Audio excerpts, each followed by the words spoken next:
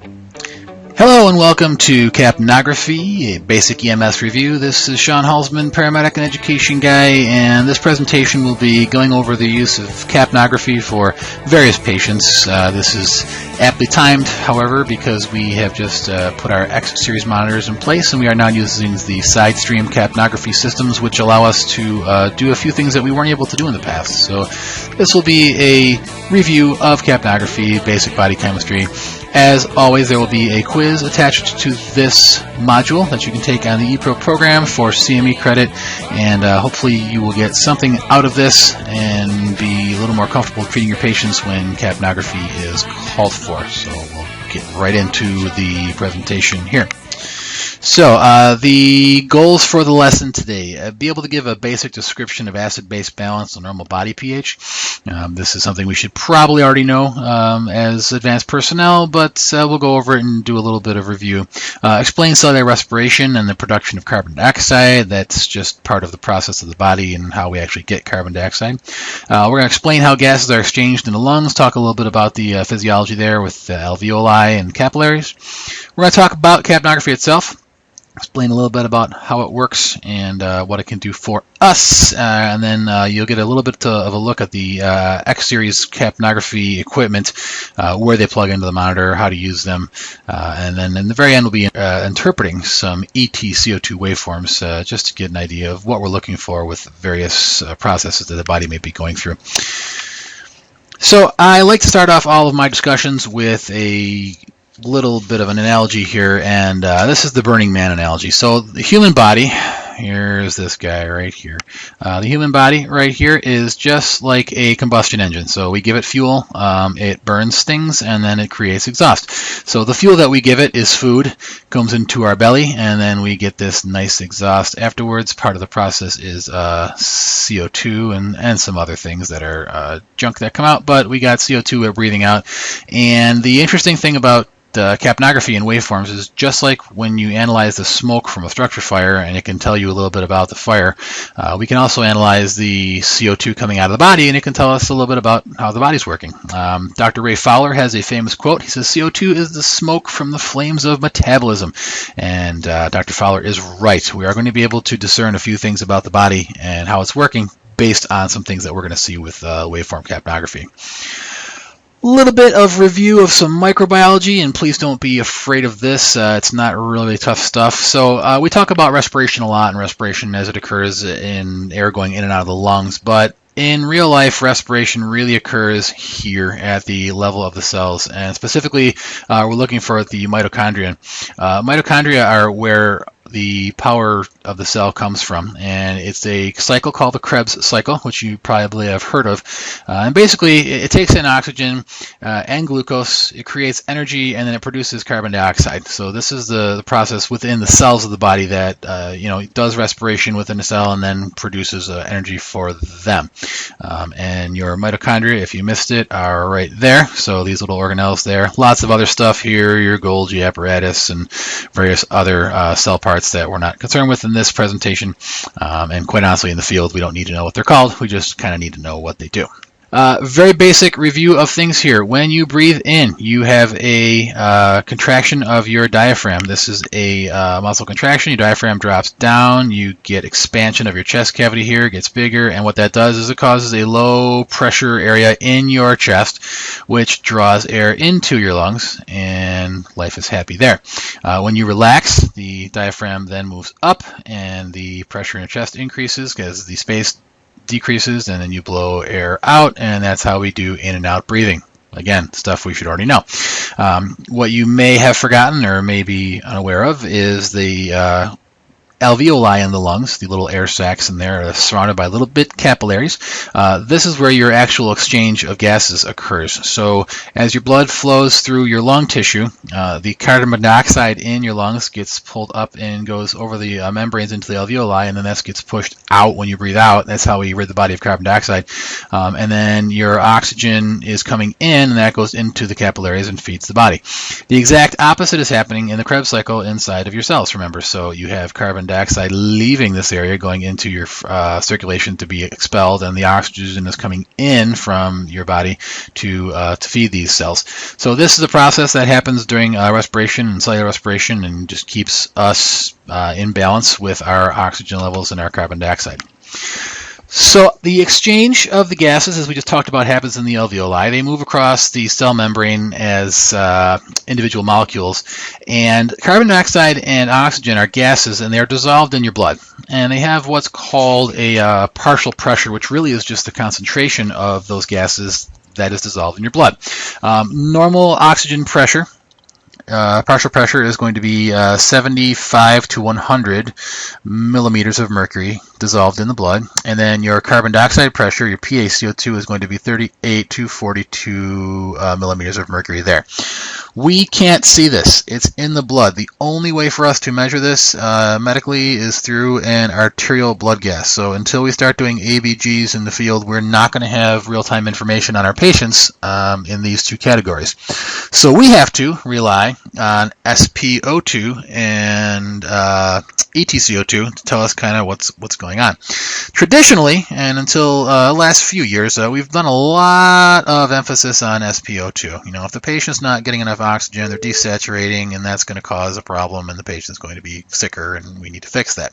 However, as we're going to see in a minute, this isn't always the most reliable method to decide if a patient has good ventilatory status, and we'll get to that as we go through the next couple of slides. Before we get there, we're going to do a quick overview of pH. And this is a very common scientific concept, and it comes into chemistry and pretty frequently. And if you don't remember this from high school or from any college classes you take, pH itself refers to potential hydrogen, or potential for hydrogen. And this is probably far more complicated than it needs to be. For our purposes, we can put aside the unnecessary science and just discuss pH as a measure of how acid or alkaline a fluid is. And in this case, we're concerned about the blood and the body. What we're looking at on a pH scale here is hydrogen ion concentration. How many free-floating hydrogen ions are hanging out in the bloodstream? That's going to be the determinant for what our pH is working at. The more hydrogen ions we have floating around in circulation, the more acidic we are. And this is the little counterintuitive part. So H+, which is hydrogen ions, when H+ increases, we become more acidic. That acidity will cause problems in the body that we're going to talk about. The acidity increases, but then we're also going to see a drop in pH. So the lower numbers on the pH scale indicate more acid, and that is one of the things that people sometimes struggle with in understanding, and this is a really bad arrow, but when the hydrogen ions increase, the acidity of the blood increases, and the pH actually decreases. So lower pH, more acidic; higher pH, more alkaline. pH runs on a scale from 0 to 14, where 0 would be the most acidic, and then 14 would be most alkaline. Your stomach acid is somewhere over here on the scale. It's about a 2, and that's very, very acid stuff. And 7 would be what we would consider neutral, so neither acid nor alkaline. It's just kind of neutral there. Important to remember is that acidity or alkalinity is 10 times larger or smaller than the numbers around it. So for example, a pH of 6 is 10 times more acidic than a pH of 7, because you've gone to the acid side from here and you skipped a number, so this is a logarithmic scale, so this is 10 times more acidic. In the same fashion, a pH of 10 is 10 times less acidic than a pH of 9. So if you're at 9, you're going up to 10, this is 10 times more alkaline or less acidic than we're going. So these numbers are by a factor of 10 larger and smaller than the one next to them. So we have a lot of space here to go through as far as the pH scale. And because of that, it's interesting that our pH in our body has to sit at this range right here, somewhere between 7.35 and 7.45. Now consider between 0 and 14, that tiny little area there is an extremely small window of pH range, and that's where we have to live. So the body has to have a way to keep us in that range. If we get much below or much above those numbers, we're going to be in pretty bad shape here. And as you probably learned in paramedic class, there are 3 mechanisms for the body to regulate and balance your pH. So the first one is bicarbonate and carbonic acid buffer system. We're going to go over all of these, but this pretty much acts in seconds, and this buffers your blood immediately as it needs to for wherever your pH is at. What piggybacks off of there is the respiratory system, which is going to use the products of the bicarbonate carbonic acid buffer system and blow those off as carbon dioxide. This can fix things in the course of a couple of minutes. And then you have a long-term regulation with the renal system, and this is over days, hours and days that your body can handle some of the imbalances in pH through your renal system. But again, both your renal and respiratory will piggyback off of this buffer system that occurs in the body in a normal situation. Now, the scary equation. Everybody hates this equation. This is the carbonic acid bicarbonate buffer system. Best way I can tell you to think about this is that if you're not a chemistry person, look at the letters that you find in these various substances. Oxygen, carbon, O and C, hydrogen, and think of them as Lego blocks. All right, this is the little 3 Lego block. Let's say this might be the long 4 Lego block. Just think of these as Lego blocks sticking together. All right, there's no difference in this carbon and this carbon. There's no difference in any of these hydrogen in here. They're all Lego blocks, and they stick together, and when they stick together or come apart, they form different things. Okay, so the way this works out is there's this constant balance in the body. We have carbon dioxide, water, carbonic acid, hydrogen ions that are free, and then bicarbonate. Now, let's take a look. If the body becomes more acidic, which means you have an increase in your hydrogen ions, so we're getting too acidic, we have too many free-floating hydrogen ions, then these 2 Lego blocks are put together. The body sticks together your hydrogen and your bicarbonate, all right? And when they attach these together, you get carbonic acid, which is H2CO3. All right, so that creates this situation. You say, why does it make more acid? Well, this is actually a weak acid as opposed to hydrogen ions, which are strong acids. So this turns into a weak acid, and then that weak acid dissociates. It falls apart. So it gets pushed to this side of the equation, and then we take these Lego building blocks and we make 2 new things. We use them to make water, which the body can always use, and then we take this carbon dioxide and we get rid of it through exhalation. So that's going to go outside of the body, and that's what happens when we're too acidic. So too much hydrogen combined with the bicarbonate will make this weak acid, and then we'll mix it into water and carbon dioxide, and then we'll get rid of it. That's what the body does when we have too much acid. Likewise, if the body becomes more alkaline, that means we have a decrease in hydrogen ions. All right, we're getting upwards of that 7.45 range, and we need to actually have more acid in the body to get things going. So what we're going to do is we're going to take these Lego creations that we made earlier, the carbon dioxide and the water, we're going to attach them again together to make this weak acid, carbonic acid, and then this is going to dissociate or fall apart into your hydrogen free-floating ions and your bicarbonate, which the hydrogen here is going to increase the pH, or sorry, decrease the pH, but increase the acidity of your body. So this equation goes in either direction, and your body uses it as need be for balancing us and keeping us between that happy range of 7.35 to 7.45. So as long as we're in there, all life is happy. Good stuff. Now, your kidneys. Kidneys will get rid of some of the acid in your body, but this happens over a longer period of time. What renal regulation do? Basically, your bloodstream runs through your kidneys, and some of the fixed acids that are in your body can be excreted this way. Basically, some of the H+ ions can show up in the tubules of your kidneys, and then they can combine with some of this other stuff and make these acids that the body's going to dump out into the urine. But again, this doesn't happen in a very rapid fashion. Bicarbonate also gets buffered, or filtered rather, and puts back into the bloodstream by the kidneys. So the kidneys do an important job, and they'll do some regulation of acid base over a long period of time. But this is something that's going to take a couple days, or at least a few hours. And in the emergency setting, it's not something we can really tap into or worry about. It's just going to be something that down the road is going to either help or hinder the patient. Physiologic effects. So let's talk about acidemia. The term itself, acidemia, is just a state of the body having a pH of less than 7.35.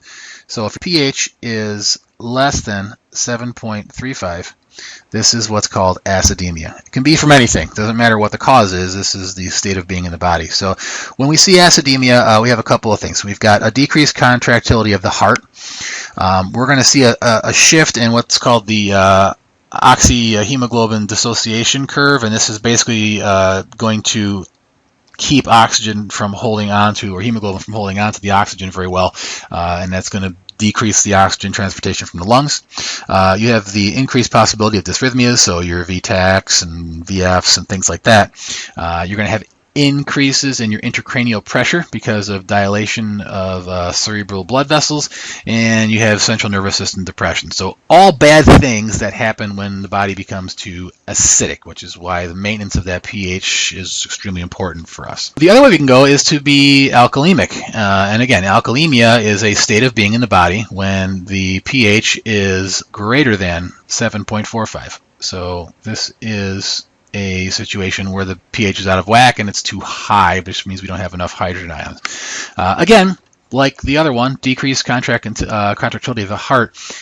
This is a different shift of the oxyhemoglobin dissociation curve, and that is going to cause impaired peripheral oxygen unloading, which basically just means that the oxygen is going to stick to the hemoglobin and it's not going to come off as well as it's supposed to, which can cause hypoxia for the various tissues that the blood's going to. Again, increased possibility of dysrhythmia. You get decreased intracranial blood flow because of constriction of the blood vessels. And we've talked about this in trauma because sometimes we actually want to hyperventilate a patient and cause a little bit of alkalemia so that we can decrease blood flow into the brain when it's swelling, but that's not a good thing under normal circumstances. You get confusion and some neuromuscular excitability. So again, two sides of the same coin, really, that are bad either way you go, and we want to fix that and keep that from becoming a deal. Now, as pre-hospital people, we don't really have a whole lot of control over anything in acid base except for the respiratory portion, how fast and how deeply we're moving air in and out of the lungs. Yes, we can administer sodium bicarbonate if we feel the patient is, extremely acidotic. However, we don't have an ABG, so we can't tell how acidotic. So that comes into play, and that's still debatable in effectiveness when we are talking about acute patients, cardiac arrest, and that. So all we can really do is make sure the patients are ventilating properly and that they're, getting air in and out. It's important to point out that there are two different processes here. Oxygenation means that we are providing oxygen into the bloodstream. This happens when the air goes into the lungs with oxygen in it, and we get the crossing over and the blood gets some O2. Ventilation is a separate process. Ventilation is a process of clearing the CO2 from the bloodstream. So while this happens in the same system with breathing in and out, they're two very different processes, and you'll see shortly that you actually can be well oxygenated. You can have a lot of oxygen in your system and be poorly ventilating, and that's why, as I mentioned before, SpO2 or SaO2 is only partially useful to determine respiratory status, because this is only going to give you half of the picture. You can have oxygen in your system and still be ventilating pretty poorly. Now, I like to use firefighting as a analogy a lot because we have a lot of firefighters in our field, and most of us, or many of us, came from the fire department or are looking to go to the fire department. So we have a structure fire, all right? There's some combustion happening somewhere inside this house, and what we see from that is the fire, which is the burning, and then what you see up here is why we have to send guys on the roof, right? This is all of the ventilation that's happening. We are getting rid of these waste gases that happen in the fire so that our guys can go inside and see what's happening, and so we can decrease the poisonous gases and decrease temperature and all that kind of fun stuff. The basic gist of this, we need to ventilate. We need to ventilate in fire, and we certainly need to ventilate our patients, all right? We know that if the blood has too much carbon dioxide, the pH of the body will decrease and become acidic, and that's why we need to ensure proper ventilation. So we're not properly ventilating. CO2 begins to build up, in the blood, this is a situation called hypercapnia. So we're making CO2 in our body, but we're not getting it out because we stopped breathing or we have asthma and we can't get it out. Whatever the situation is, it's building up there. The increased CO2 actually creates a decrease in pH. If we go back to this discussion of this equation, what you're going to see is that if you have an increase of carbon dioxide in your body because it's not being pulled out, eventually it starts to automatically combine with water and make this carbonic acid, which then again dissociates into hydrogen ions and bicarbonate. So these hydrogen ions are going to decrease your pH, and they're going to cause you to become more acidic. So too much carbon dioxide, because we're not clearing it out, is what causes this problem, and that is why we need to ventilate the patients. And this is really bad. We don't want hypercapnia. Our patients are going to get acidotic, and then they're going to die on us. Not good stuff. Now, in order for us to monitor what's happening with the exhalations and inspirations and all these other things, we're going to use capnography, which we've been using now in the field for quite a while, and we should all be familiar with it. Capnography is a continuous recording of carbon dioxide, the CO2 content of expired air. So we're looking at how much carbon dioxide is in the air that is coming out of the lungs. Do you understand the air that's coming out of my lungs? All right. Capnography provides us with important information about the metabolic status of our patients. We'll see some waveforms in a little while that are going to give us some information about what's happening, but capnography allows us to get a recording of the body's carbon dioxide. There's two types of capnography, and now that we have the X series, you're going to see two different things in the bag if you haven't already gone through them. I certainly hope you have. You're going to see capnography for intubated patients. This is going to look very similar right here, this thing, to what we had from the E series monitors, where this goes on the ET tube, and you get your capnography reading through that. These are going to be good for your cardiac arrest, for respiratory arrest when the patient's intubated, or if you get a patient at the hospital for a transfer who's on a ventilator. The side stream system for capnography that we have on the X series is different from the mainstream capnography that was on the E series. Whereas the mainstream on the E series used to shoot a beam of infrared light across the air as it was coming out, this new system has a sample tube. So when you breathe out through this tubing into your ET tube, you're going to have air going into the sample tubing and round, but ultimately into the monitor, where it's going to take a sample and it's going to give us readings for how much carbon dioxide are in there. The big difference that you will notice is that the waveform is not going to correspond directly with the inspirations and exhalations anymore with your patient. They're going to be slightly behind, maybe by a second or two. So not a big deal, but you're not getting that absolute instant real-time reading. You're getting a reading that is just about a second or two behind as the patient breathes. So that's the capnography and the system that we're going to use for patients who are intubated. We should all be pretty intimately familiar with that because we've been doing it for a while. The second kind is now for non-intubated patients, where we have this very cool little nasal cannula situation, and this can actually deliver oxygen. It's got two ends on it. One plugs in the oxygen port, and this one again plugs into the monitor at exactly the same place as the other ET tube capnography equipment does. But this goes on your patient, even ugly patients like this guy, and basically it sits here and it captures the carbon dioxide that's being exhaled when the patient is breathing out.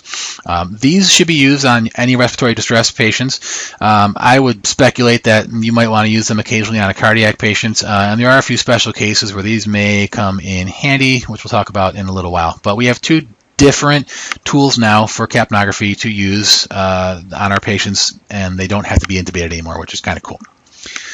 So we'll talk about the waveform here. Capnometry, so metric meaning number. Capnometry is going to give us a number. It's going to give us just what number is the EtCO2 at, 40 millimeters of mercury, for example. It's useful for a quick reference. We'll see the number on the screen on the monitor, and we'll know that we're having a specific or level at our EtCO2. Normal range, remember, is between 35 and 45 millimeters of mercury for a EtCO2. I put normal in quotes. Some people just generally have a different number. You may see them in the low 30s, or you may see them in the upper 40s, and that's okay. It's what they're at all the time.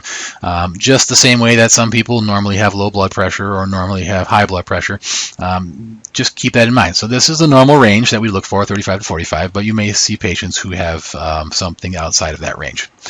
Now that's the capnometry. That's a number. All right. Capnography, as we discussed, is a waveform. It's going to show you a specific waveform, and it's going to be useful for recognition of specific conditions or problems. This also gives you a continuous record, so you can watch these. And there's a really important word that we're going to talk about right now. All right. This is going to tell you the trend over time of treating your patient. The trend's important because the trend is going to tell you how things were, how they are, and where they end up. You're going to be able to see over a long period of time how things are changing. This trend in EtCO2 or any vital signs really tell us how effective our treatments are, or perhaps how ineffective our treatments are. So for example, you get a patient who's got chest pain and they have a pressure of 220 over 160.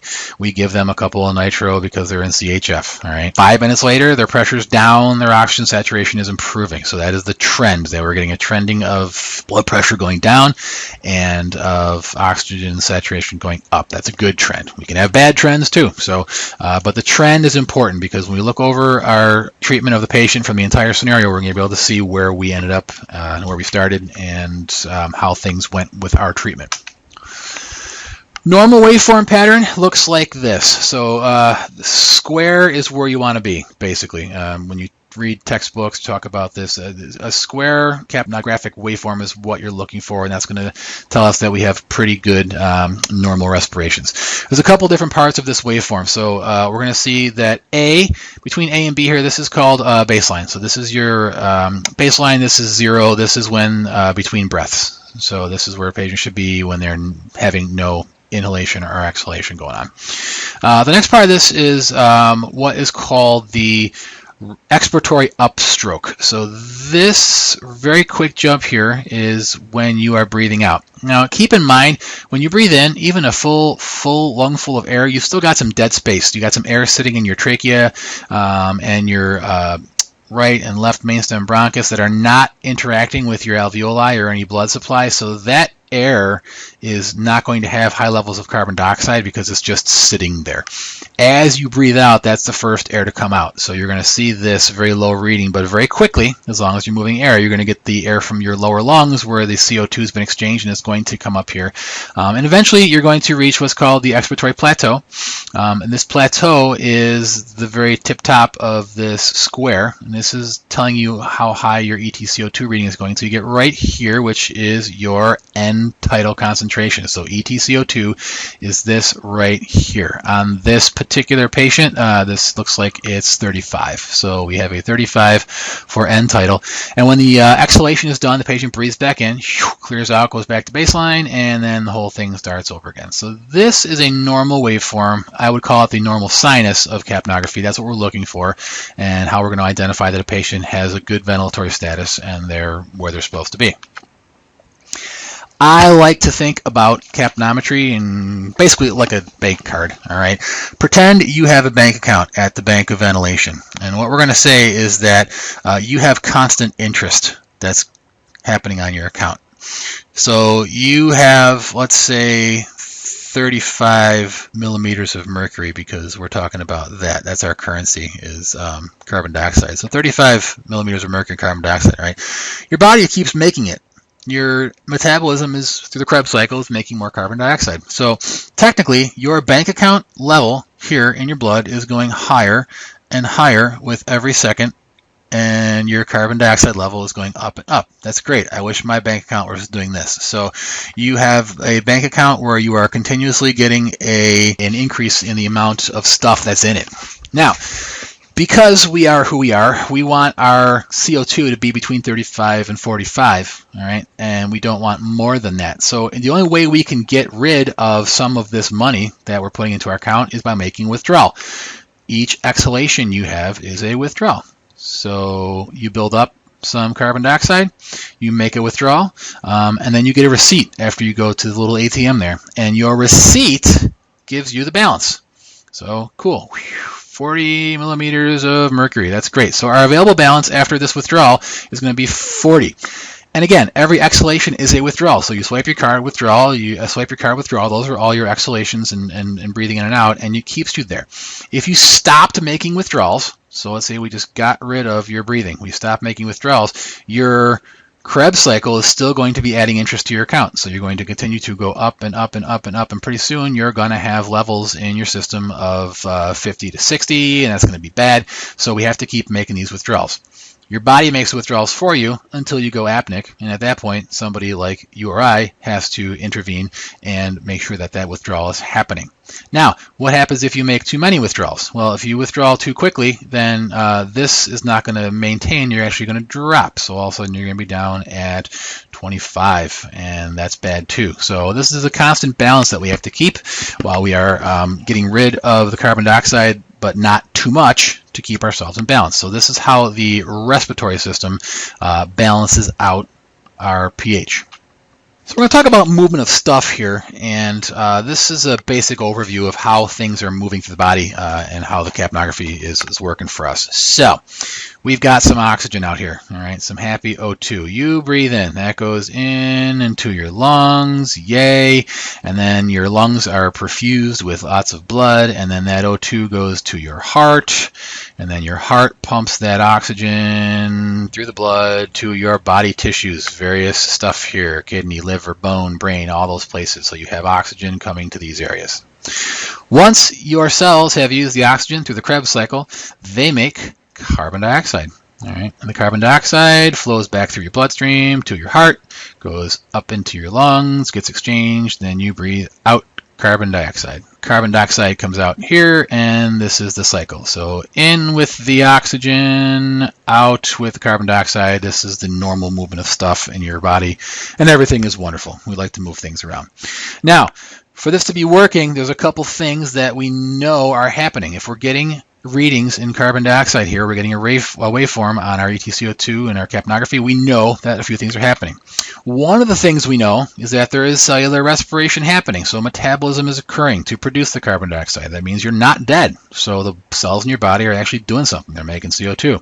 We know that. The second thing we know is that CO2 is passing into the alveoli from the blood. This equals perfusion, right? Because we have to have actual perfusion to the lungs in order for us to get the CO2 to pass out. We know that the patient is ventilating because we have the CO2 coming out. So we know that there's movement of air, and that's good.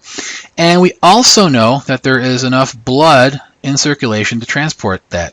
So we're not in shock, and we are not in cardiac arrest. So when you see a normal waveform like this on a patient, this is kind of like respiratory normal sinus. This tells us that a lot of good things are happening and that life is wonderful, and we don't have to worry about anything right away. The next thing you're going to see is a video here. And I had talked a little earlier about the fact that SpO2 or SaO2 is not always a really good indicator of what's happening with your patient. What you're going to see in this short video is I'm going to go apneic. So I'm breathing through this. You're going to see me right around 30 on the EtCO2, and then I'm going to go apneic for about 30 seconds here. And what you want to pay attention to is the SpO2 and the waveform on the monitor.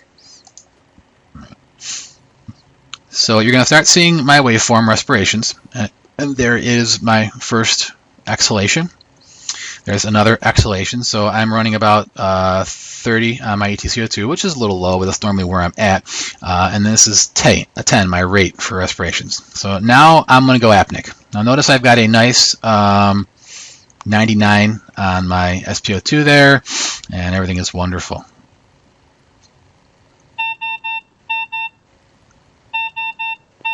Now I've lost the waveform, so I'll pause for a second. There's no waveform here.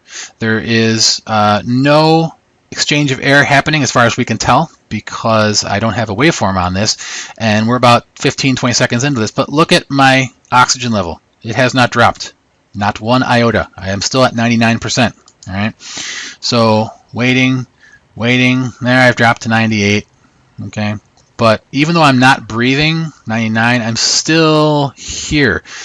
Very soon I'm going to break my fasting of breathing, and what you're going to see is a waveform pop up. Now, I was previously at 30, now I'm at 37, because at 37 I am a little bit higher than I was before. Why? Well, because I retained all that carbon dioxide while I wasn't breathing. So your loss of waveform and an increase in the EtCO2 on your patient is going to happen long before you get a change in the patient's SaO2 or SpO2, which is important to know, because EtCO2 is far better at showing us cardiac arrest and far better at instantly letting us know there's a respiratory problem than is the patient's oxygen level in their blood.